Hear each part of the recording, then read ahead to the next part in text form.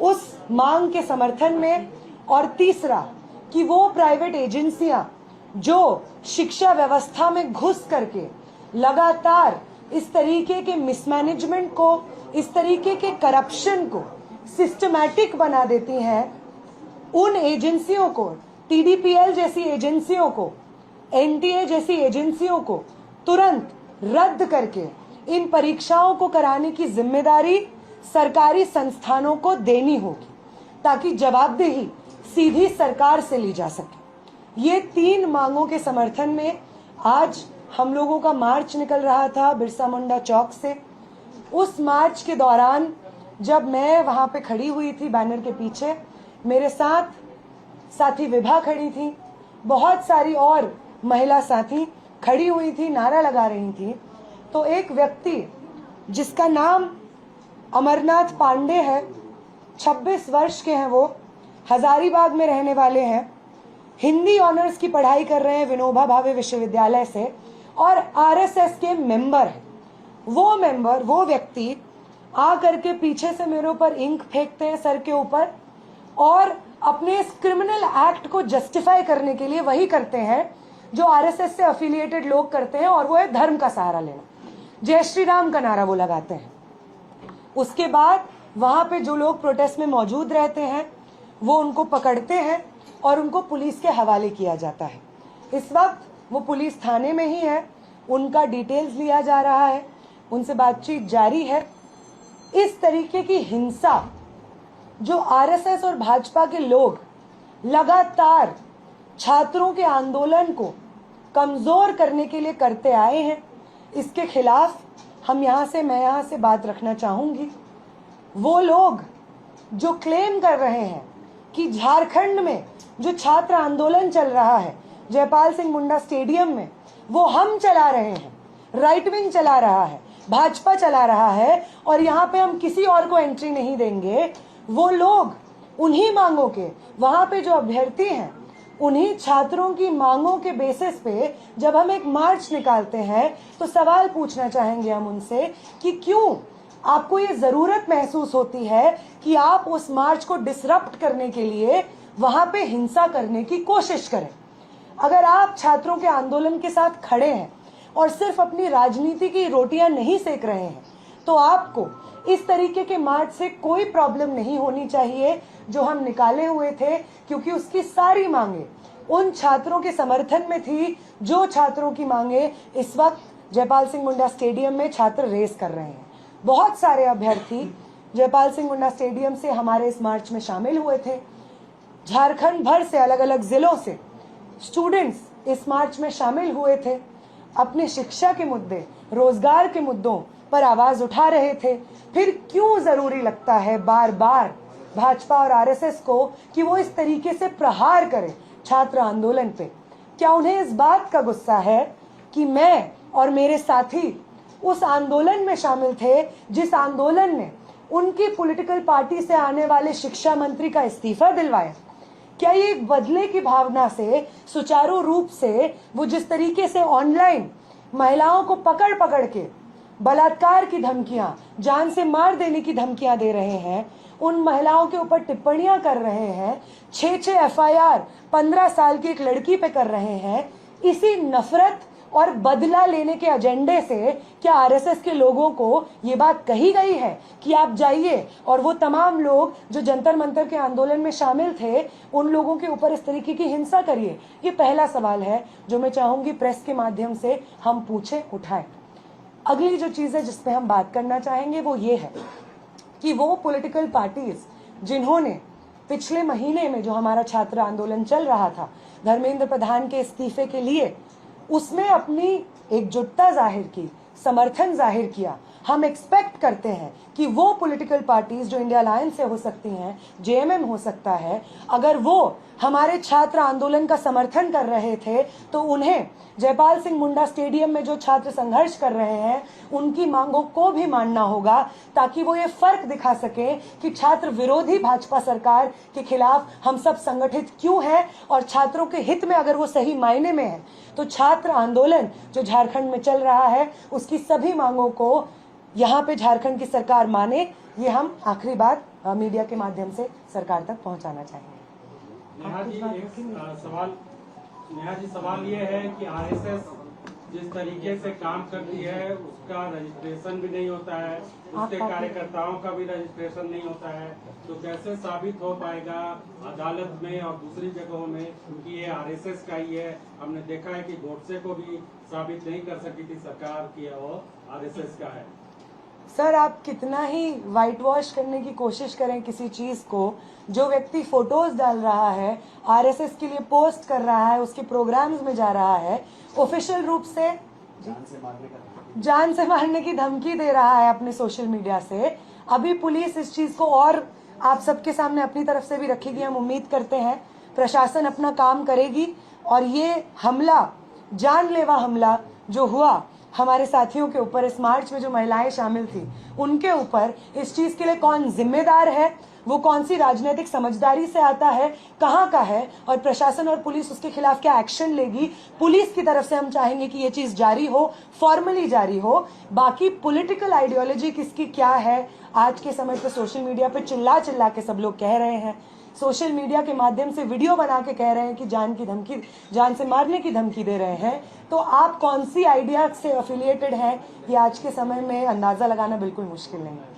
नेहा जी, एक सवाल होगा कि क्या आज के मार्च के बाद आप लोगों का ये आंदोलन रुक जाएगा या आप लोग अब जयपाल सिंह मुंडा स्टेडियम में जाकर स्टूडेंट के साथ ही बैठेंगे? साथ ही मुझे लग रहा है मैं ये करेक्ट कर दूं, जयपाल सिंह मुंडा स्टेडियम में जो प्रदर्शन चल रहा है, पहले दिन से आयशा के साथी वहां पे उन्हीं टेंटों पे बैठे हुए हैं पहले दिन से।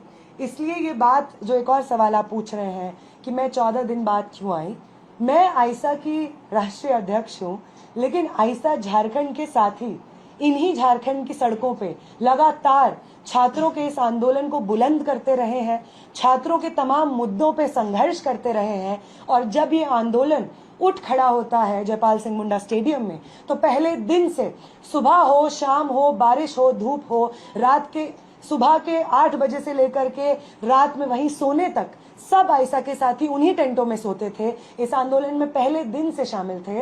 तो मेरा यहाँ पे आना एक कंटिन्यूएशन है उसी संघर्ष का, और इसलिए वापस जाने की तो कोई बात ही नहीं है। वहां पे जो आंदोलन चल रहा है, हम उस आंदोलन को अपने छात्र आंदोलन का हिस्सा मानते हैं। हम मानते हैं कि वो सभी मांगे हमारी मांगे हैं। क्या विधानसभा मार्च जो उनका होना है 10 तारीख को, उसमें भी आप शामिल होंगी या आयशा के और सदस्य शामिल होंगे? बिल्कुल, जो 10 तारीख को मार्च का कॉल है, उस मार्च को हमारा समर्थन है, और सिर्फ नैतिक समर्थन नहीं है, बकायदा मोबिलाइजेशन में आपको आयशा के साथ ही उस दिन सड़क पे दिख जाएंगे। आप भी रहेंगे? ये सवाल, क्या आप भी रहेंगे? मैं, माफ कीजिएगा, नहीं रह पाऊंगी, क्योंकि बाकी राज्यों में इसी तरीके के आंदोलन कॉलेजेस, यूनिवर्सिटीज में चल रहे हैं, जहाँ पे छात्रों ने इनवाइट किया है। तो मैं पर्सनली नहीं रह पाऊंगी, लेकिन आयशा के साथी जितनी लाठियां पड़ेंगी, अगर पड़ेंगी तो वो आयशा के साथियों पे भी पड़ेंगी। जितना लंबा वो मार्च होगा, उस मार्च में आयशा के साथी भी रहेंगे। आप जो साथी कवर करते हैं झारखंड में मीडिया, आप खुद ये देखेंगे। नेहा जी, लग रहा है कि आपको राइट विंग जो एक्सट्रीमिस्ट है या जो भी कहें उनको, उनसे आपकी जान को खतरा है? देखिए, अगर जंतर मंतर में 20 तारीख को जो हिंसा हुई, जो स्टेट की तरफ से ऑर्डर पे मैक्सिमम पॉसिबल हिंसा, मैक्सिमम पॉसिबल डैमेज करने का जिस तरीके से आदेश आया, ऐसा लगता है उनके कारनामे से, अगर उससे छात्र नहीं डरे, तो मैं भी एक छात्र हूँ, मैं भी एक स्टूडेंट एक्टिविस्ट हूँ। एक स्याही से हम क्यों डरेंगे? बाकी कपड़े गंदे हुए हैं, मुंह गंदा हुआ है, एक बार नहा लेंगे, कपड़े धो लेंगे, सब साफ हो जाएगा। उनके मन में जो हिंसा है, वो उनके मन में जो नफरत है, उसका सफाया होना ज्यादा मुश्किल है। ये स्याही से छात्र आंदोलन ना कभी डरा है, ना कभी डरेगा। नेहा मैडम, जिस तरह से बीजेपी और आरएसएस इस आंदोलन को पूरा डाइल्यूट करने का प्रयास कर रही है, क्या जेनजी आंदोलन दोबारा से फिर से खड़ा होगा? आपका क्या सोचना है? देखिए, वो जेनजी हम इसलिए कहते हैं क्योंकि एक यंग, इस देश का यंग मास, जो कि अभी आने वाले कुछ समय में वोट करने के लायक बनेगा, या अभी पिछले कुछ सालों में वोट करने की एज में आया है, तो जेनजी का वो टर्मिनोलॉजी होता है। और उस लिहाज से बहुत सारे ऐसे स्टूडेंट्स जो जेनजी हैं, वो इस वक्त बैठे हुए हैं जयपाल सिंह मुंडा स्टेडियम में। इसलिए भाजपा, आरएसएस चाहे तमाम कोशिश कर ले, प्रधानमंत्री वीडियो पे वीडियो बना दें, उनके सांसद पार्लियामेंट से अजीब अजीब हरकतें करें अपने आप को जेनजी के प्रति रिलेटेबल बनाने के लिए। मोहन भागवत चाहे जेनजी के साथ वार्तालाप क्यों ना कर ले, उन्होंने जिस तरीके का धोखा इस देश के जेनजी नौजवानों को, मिलेनियल हर जनरेशन को दे दिया है, वो हम सब के दिलो दिमाग में बसा हुआ है। इसलिए स्टूडेंट मूवमेंट को हाईजैक करना उनके बस की नहीं है और ना उन्हें आता है कि स्टूडेंट मूवमेंट में ऑनेस्टली हिस्सा कैसे लिया जाता है। अगर उन्हें आता तो ये जो आज का मार्च हुआ, जो स्टूडेंट्स के तमाम मांगों के समर्थन में ही था, उसमें ये लोग हिंसा नहीं करते। मैडम, आज 14 दिन हो गया आंदोलन का, 14 दिन से जो स्टूडेंट है लगातार आंदोलन कर रहे हैं। उनके नेता दीप्ति जी वहाँ मुंबई में बैठे, वो कह रहे हैं कि हमारा नैतिक समर्थन है, पर कोई बड़ा चेहरा आया नहीं। आप उस मंच में थे, सीजेपी का सपोर्ट या रोल आज के इस मूवमेंट, आपका क्या कहना है? साथ ही मैं सीजेपी से हूँ नहीं, आप उस मंच पे हम तो मेरा ये जानना है, क्योंकि आप उस मंच पे थी, आप भूख हड़ताल में शामिल थे, कि आपको क्या लगता है कि सीजेपी क्यों एक्टिव नहीं हो रही? रांची के बच्चे क्या बच्चे मंच पर नहीं थे, मंच पर नहीं जाने दिया था? ठीक है, ऐसा नहीं, मैं ये कह रही हूँ साथी, कर लेंगी अपने को। मैं अपने को क्यों डिफेंड करूंगी? मैं तो यहाँ पे रांची में इस प्रदर्शन में शामिल हूँ, स्टेडियम में भी मैं गई हूँ। साथी, मैं सीजेपी को डिफेंड नहीं करूंगी क्योंकि मैं जानती नहीं हूँ उन्होंने जो नैतिक समर्थन दिया है। और इनफैक्ट जितना मैं न्यूज़ पढ़ती हूँ, समझती हूँ, उन्होंने ये भी कहा है कि वो इस प्रदर्शन में रांची भी आएंगे, तो वो जल्द से जल्द रांची आए। मैं इसी चीज़ की उम्मीद करती हूँ। जो समर्थन और जो खड़ा किया था उन्होंने, वो मूवमेंट सीजेपी के नाम से और तमाम स्टूडेंट ऑर्गेनाइजेशंस के साथ, उसी मूवमेंट का जो उम्मीद था और छात्रों के साथ खड़े होने का जज्बा था, उसको वो रेप्लिकेट करें और रांची आए। हम यही चाहेंगे, बस इसी की उम्मीद करेंगे। अभी जो मूवमेंट चलती है, प्रोटेस्ट चल रहा है, जहाँ से आई थी, लोग कह रहे हैं कि बीजेपी के बैकअप से चल रहा है। एजेंडा जंतर मंतर में किया गया, उसका बदला लेने के लिए यहाँ पर किस तरह से किया, आप क्या बोलेंगे? देखिए, बहुत सारे ऐसे छात्र जो जेपीएससी परीक्षा में धांधली की मार न सिर्फ इस साल बल्कि लंबे समय से झेलते हुए आ रहे हैं, उनका दुख और दर्द झूठा नहीं है। कोई भाजपा उन्हें नहीं सिखा सकती है कि आपका दर्द है। जो जेएसएससी सीजीएल में हुआ, धांधली हुई और तमाम छात्रों के रोजगार के, भविष्य के सपने टूटे, वो झूठा नहीं है। ये मूवमेंट छात्र अपने मर्जी से एकजुट होकर के लड़ रहे हैं और भाजपा इस चीज का कितना भी श्रेय लेने की कोशिश करे, वो छात्र जो जयपाल सिंह मुंडा स्टेडियम में बैठे हुए हैं, वो छात्र किसी बैनर को खुद ही कह रहे हैं कि हम बैनर के तले नहीं हैं। हमने एक कमेटी बनाई है, रिफॉर्म कमेटी, उसी से हम लोग जारी करते हैं अपने जितने भी कॉल्स होते हैं।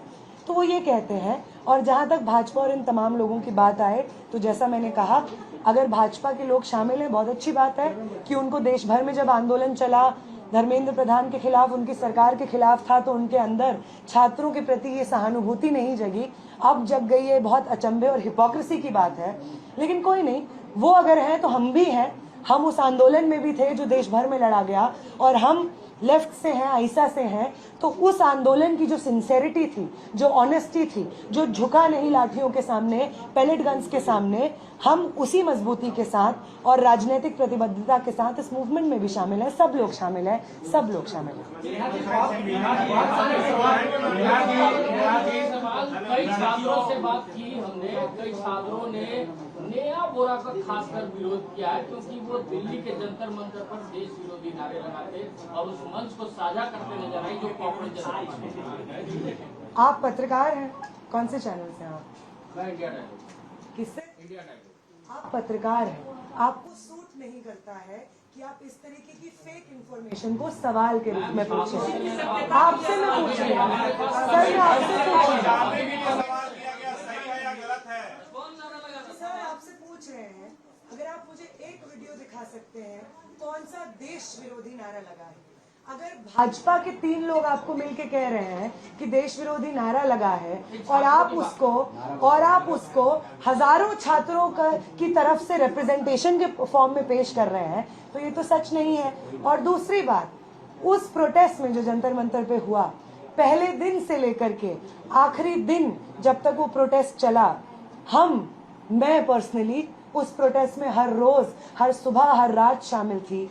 एक नारा उस प्रोटेस्ट में नहीं लगा है जो देश के विरोध में हो। मोदी के खिलाफ नारा लगा है, हाँ।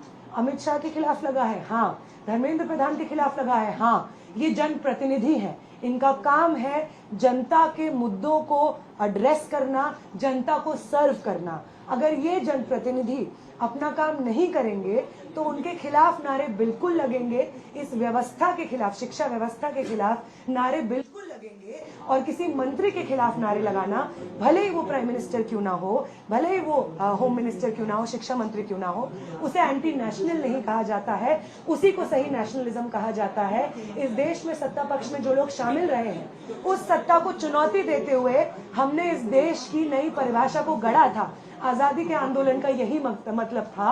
और तब भी यही लोग जो आज कह रहे हैं कि देश विरोधी नारे लगे थे, वो भगत सिंह को देशद्रोही कहते थे, वो तमाम स्वतंत्रता सेनानियों को देशद्रोही कहते थे, गोडसे के साथ खड़े होते थे, गांधी के हत्यारों का जय जयकार करते थे। ये अभी भी वही लोग हैं जो आज कह रहे हैं कि जंतर मंतर का वो प्रोटेस्ट जो तमाम छात्रों के लिए खड़ा हुआ वो देश विरोधी था। ये वही लोग हैं जो गांधी को भी देश विरोधी कहते थे, भगत सिंह को देश विरोधी कहते थे, स्वतंत्रता सेनानियों को देश विरोधी कहते थे।